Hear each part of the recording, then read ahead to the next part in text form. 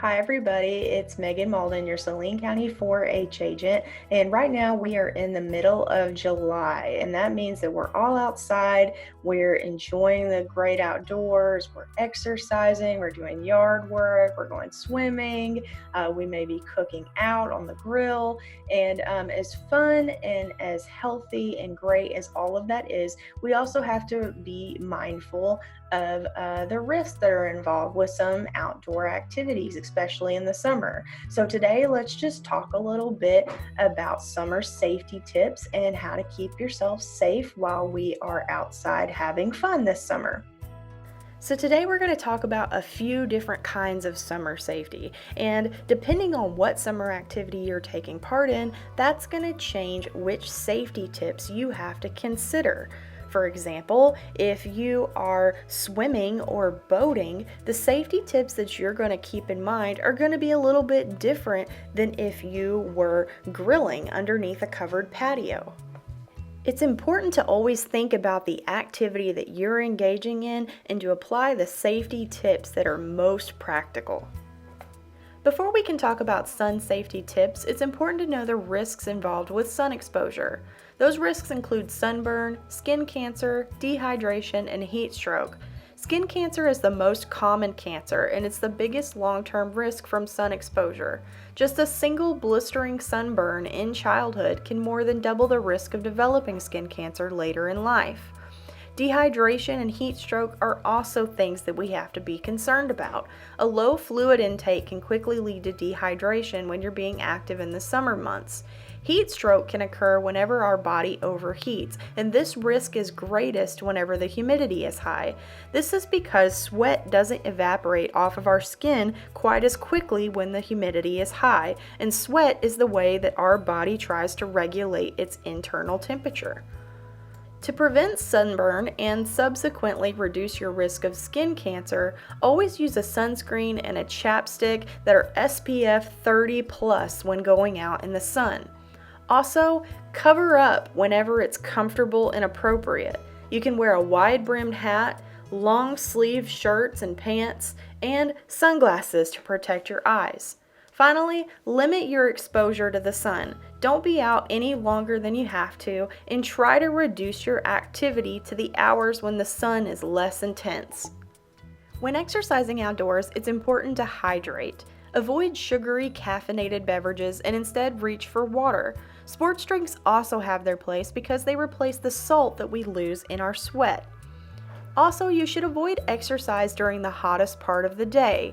Normally in Arkansas, that's between noon and 4 p.m. Lastly, remember to listen to your body and pace yourselves. For example, if you are training for a marathon and you've been training inside on a treadmill, start by going outside 10 days before the marathon starts and incrementally increasing the amount of exercise that you do. This will keep you from being shocked and overwhelmed on the day of the marathon.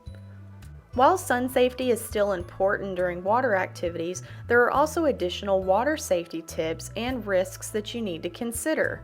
First is the water condition. Pay attention to the water's temperature, its depth, the cleanliness, and the swiftness. You never want to dive into water that's too shallow or too deep for your swimming abilities. You also want to make sure that there's not a strong current, that the water is clean of any debris or hazards or chemicals, and also never swim in water that's too cold. Make sure that you have appropriate adult supervision. While lifeguards are on duty to respond to emergencies, they're not there to babysit. There really is no substitute for parental supervision. You also need to know your own limits and know the area that you're swimming in. Know your swimming skills and plan accordingly. You should only swim in suitable locations for your swimming skill, and you should bring proper equipment such as a life vest. You also need to know the area that you're swimming in. While any body of water can contain unexpected hazards, knowing the area can prevent unnecessary mishaps and injury. When participating in outdoor water activities, you should always have enough life jackets on hand for everyone. While pool toys and floaties are fun, they're not made with safety in mind. And if you're an inexperienced swimmer, you should always wear a Coast Guard approved life jacket. The correct fit of a life jacket should feel comfortably snug. When hiking or doing yard work, don't forget plant and animal safety. The warm weather often brings biting and stinging insects, and with these guys, the best offense is often going to be a good defense. By that, I mean learn how to repel and avoid them. While most snakes are harmless, there are 6 species of venomous snakes in Arkansas that you should be on the lookout for when doing outdoor activities. Lastly, poison ivy. It's really important to recognize poison ivy and to be able to handle it appropriately whenever you do come across it. Remember that with insects, a good offense is often just a good defense. You should start by avoiding the places where these bugs live. For ticks and chiggers, that's going to be places like tall weeds and grasses. If you can't avoid going into these places though, be sure to use deterrents and EPA-approved repellents. This can be a spray-on repellent or a product that contains something like citronella that naturally repels insects. Finally, whenever you do return indoors, be sure to clean up by taking a shower, change your clothes, and check your body for any lingering insects such as ticks. Removing them quickly is going to reduce the risk of disease if you do happen to pick one of these insects up. With snakes, it's important to remember that most are perfectly harmless and they want to avoid you just as much as you want to avoid them. You should walk on paths of clear visibility with little ground cover so you can see where you're going.